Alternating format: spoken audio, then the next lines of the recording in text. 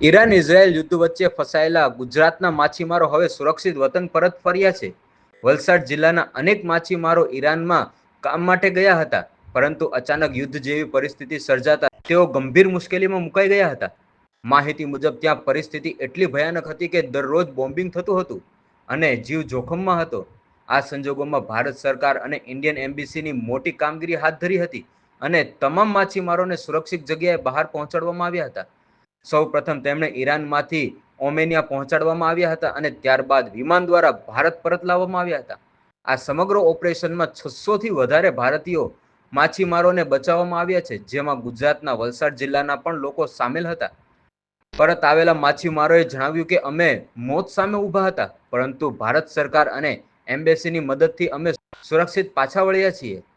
વતન પરત આવતા માછીમારોના ચહેરા પર ખુશી જોવા મળી હતી અને પરિવારમાં પણ આનંદનો માહોલ જોવા મળ્યો હતો. Bureau report, V India news.